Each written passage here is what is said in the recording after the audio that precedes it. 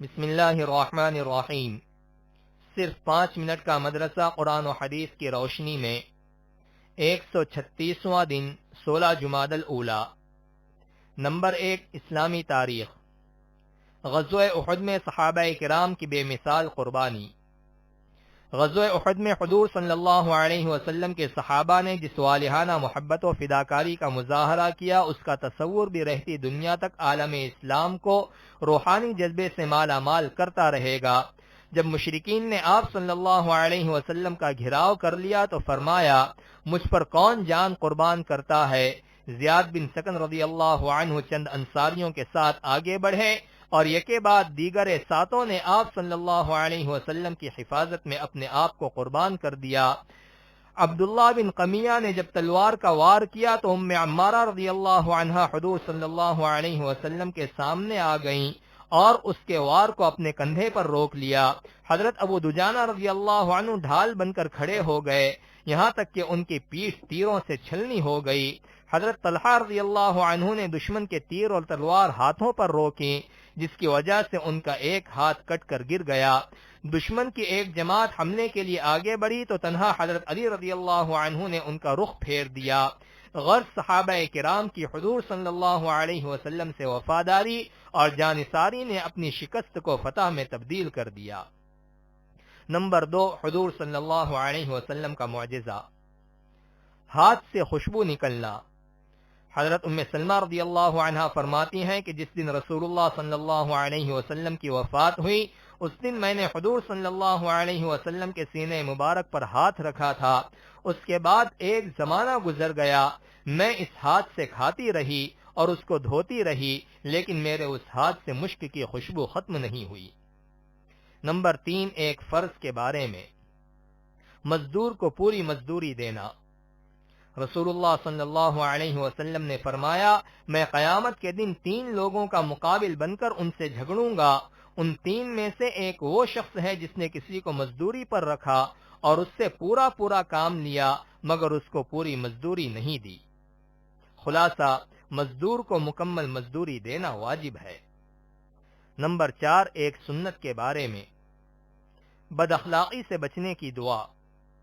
رسول اللہ صلی اللہ علیہ وسلم یہ دعا فرماتے تھے، اللہم انی اعوذ بک من منکرات الاخلاق والاعمال والاہواء۔ ترجمہ، اے اللہ میں برے اخلاق، برے اعمال اور بری خواہشات سے تیری پناہ چاہتا ہوں۔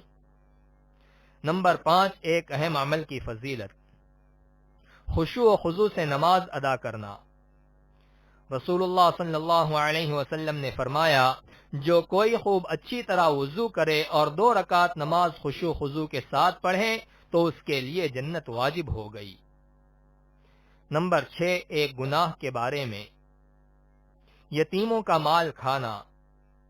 قرآن میں اللہ تعالی فرماتا ہے، یتیموں کے مال ان کو دیتے رہا کرو، پاک مال کو ناپاک مال سے نہ بدلو اور ان کا مال اپنے مالوں کے ساتھ ملا کر مت کھاؤ، ایسا کرنا یقیناً بہت بڑا گناہ ہے۔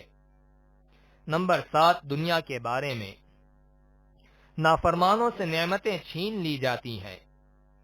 قرآن میں اللہ تعالی فرماتا ہے، وہ نافرمان لوگ کتنے ہی باغ، چشمے، کھیتیاں، عمدہ مکانات اور آرام کے سامان جن میں وہ مزے کیا کرتے تھے سب چھوڑ گئے۔ ہم نے اسی طرح کیا اور ان سب چیزوں کا وارث ایک دوسری قوم کو بنا دیا، پھر ان لوگوں پر نہ تو آسمان رویا اور نہ ہی زمین اور نہ ہی ان کو مہلت دی گئی۔